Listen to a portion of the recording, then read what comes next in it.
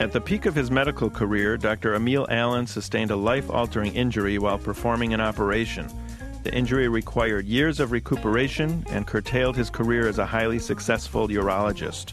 While recuperating, he confronted firsthand the challenges of navigating the healthcare system, and drawing upon his experience, he became the founder and CEO of Practice Pearls. Dr. Allen, welcome to the Business of Medicine. Thank you, Larry. It's a pleasure to be here today. I'm curious what exactly happened, if you don't mind talking about it. Sure, Larry. Back in 1998, I was in private practice and very excited about doing a particular urological case with an elderly lady that had chronic bouts of pyelonephritis and chronic pain and had a very large 10-centimeter calyceal diverticulum on the upper pole of her kidney. And this was kind of a urologist's dream because it was a case where I was going to be helping this elderly lady and very easily by performing a heminephrectomy.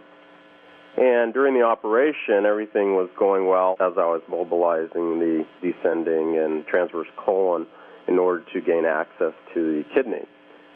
While I was operating on the patient, the Bovie machine, or the Carter unit, malfunctioned, and there was an electrical arc that blew through the mesentery of the patient's bowel, hit my left middle finger, and the electricity radiated up through my arm, through my heart, through my brain, and exited my right ankle.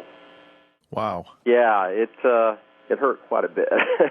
Witnesses tell me that I was thrown back about 4 to 6 feet, and I landed on my feet, and I kind of staggered around, and then I subsequently passed out on the floor, and apparently a code was called, but luckily CPR wasn't needed. You finished the procedure, I hope. Well, another doctor came in and finished the procedure, and nothing really happened to the patient. The patient was fine. Later on, we found out that the grounding pad did not work appropriately, and electricity had to take the path of least resistance. Sure. That happened to be me, and my ankle just happened to be touching the base of the table. So that patient did fine, but then you became the patient. I quickly became the patient, and the difficulty with that was that at first, everyone was really concerned about my electrical injury to the median nerve of my left upper extremity, which obviously I was too because I had very little function of my hand at that time. And, I was under excruciating amount of pain, and I was in the hospital for approximately 5 days under cardiac and neurological evaluation, and quickly started rehabilitation and hyperbaric oxygen treatments, and I subsequently, over about a 6 to 8 week period of time, developed reflex sympathetic dystrophy and atrophy of the musculature of my upper extremity, and got down to the point where you could see the bones and ligaments. And, I was really fearful of, where this was going to end my career. I hope you had some disability insurance at the time. Yes, I certainly did, and I suggest that you have specialty disability. That saved me. It really did. They didn't say, hey, doctor, you can operate with your right hand. Yeah, you just can't. And then also, it's important to have office overhead expense insurance, too. One of the problems that I was facing, though, was that I continued to have a problem with decrease in my concentration, and it got to the point where I wasn't able to count change, and I was having problems reading a book, and I was lethargic all the time, and I actually had to close my practice and move home with my parents, and, thank God they were around to help me. Mm-hmm. You were pretty young. 38? I was 38. Yeah, that's a pretty young time to end a career abruptly. Right, and obviously there was an emotional aspect to that, too. I was very depressed and trying to figure out, what am I going to do with this next aspect of my life? So how much of the fatigue and the memory stuff was from the electricity versus a little PTSD and depression? I think the majority of it was, it turned out that I had a right parietal occipital lobe injury found on special neurological testing. It took a while to actually find that, and I had developed petit mal seizures, plus I was on a number of medications, and it got to the point where I was having over $800, $900 prescription copay every month. So that was really tough, too. Which med actually ended up helping you for most of the problems?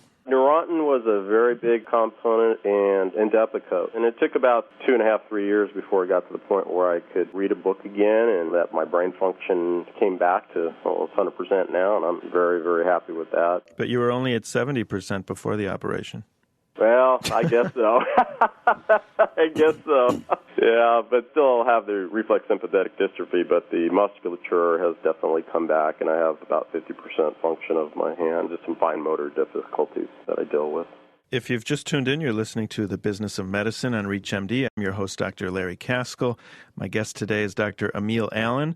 He was a practicing urologist who suffered a catastrophic electrical injury in 1998 and subsequently went on to found and become the CEO of a business called Practice Pearls. Dr. Allen, so once you got back your function of your brain and your arm, how did you decide to come up with Practice Pearls?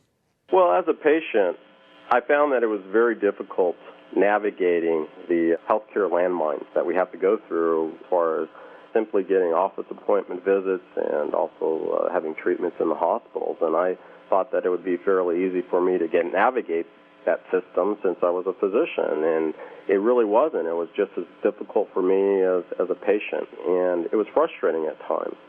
And one of the questions that I kept asking was, how can I make this situation better? One of the things that made me look at my life differently and my accident differently was reframing the whole incident into a gift.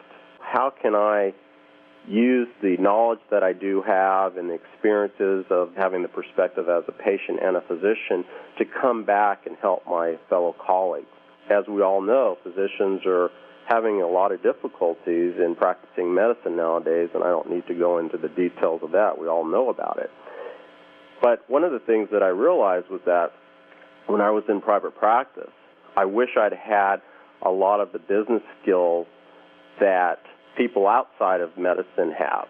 During my recuperation, I was taking quite a few courses in marketing and sales and real estate investing and personal development, and I kept saying to myself, wow, I wish I had this information when I was in private practice, because I could have utilized a lot of this to help me with better customer service and run my office with increased productivity and efficiency.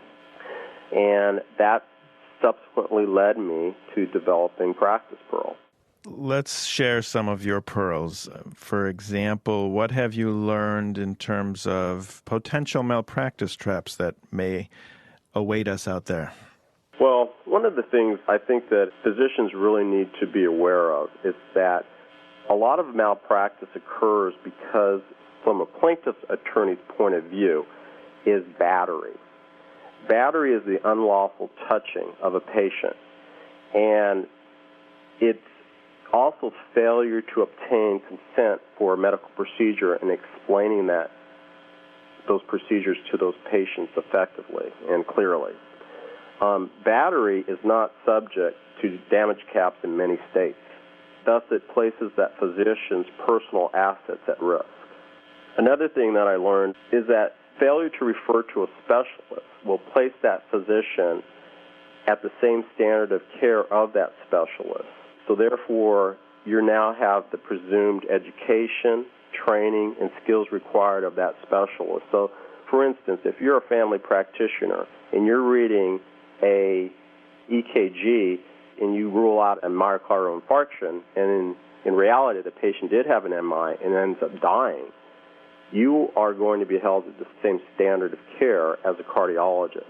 And one of the other things that was really amazing to me was that most physicians have been taught the idea that when we do make a medical mistake, that we should deny and defend. But in reality, what the plaintiff's malpractice attorneys are now teaching and what has been shown is that if you make an effective apology, it reduces litigation.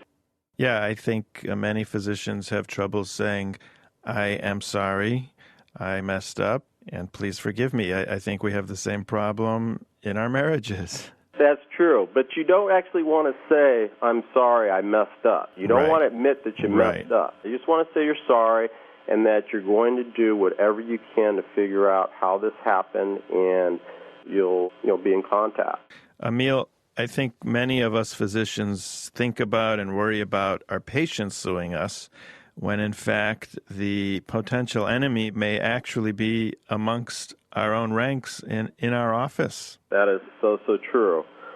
We have to realize that, when we're entering into some type of a partnership agreement with our colleagues, or maybe we're a hospital-based employee as a physician, we need to know, have the insight and the basic tools to create a solid infrastructure for our practices and shield ourselves from personal liability for professional acts and omissions. We need to allocate risk amongst the practice group. And too many doctors partner up with other practitioners in loose affiliations. They do not address these typical business issues, such as, what are the partners' respective obligations to the partnership and one another? What type of mechanisms are in place in order for cost and revenue sharing? Are there any defined and objective dispute resolutions, procedures for partners and employees, et cetera? So it behooves of any physician to get a good attorney and spell everything out in a practice agreement. Oh, exactly. Because, one of the things, Larry, is that each one of these issues that I just mentioned could destroy a practice, and it can affect your personal assets because you're not going to have any type of insurance to cover you under something like this. And it could take years. You left that practice to go out and start another practice and build it up to the point of where you are at. So it's just like a marriage. It's kind of like getting a prenuptial agreement, making sure you know what are all the potential things that could go wrong, and just, so you're prepared if something does go wrong, so it's a smooth transition. Emile, I assume you're married. No, I'm not, actually. Okay. So have been before, though. All right. So as you know, it's very difficult keeping a marriage intact. So here we are having another marriage. Our professional partnerships are, in a sense, another marriage. How do we go about nurturing that relationship? The bottom line is clarity with communication. The words that come out of your mouth can be just as sharp as a scalpel. And if we are not using those words effectively, we can cause more damage than good, just like we can in the operating room. They say to have a good marriage, you should say 2 nice things to your partner before you go to bed at night. So perhaps I should do that with my associate before I leave every day. That certainly would help quite a bit. It certainly would. Negative comments are never going to be of any benefit to anyone. Well, Dr. Emile Allen of Practice Pearls, thank you so much for talking with me on the Business of Medicine today. Oh, I appreciate it. It was my pleasure. I'm Dr. Larry Kaskel, and you've been listening to the Business of Medicine on ReachMD. To comment or listen to our full library of on-demand podcasts, please visit our website at reachmd.com. And thanks for listening.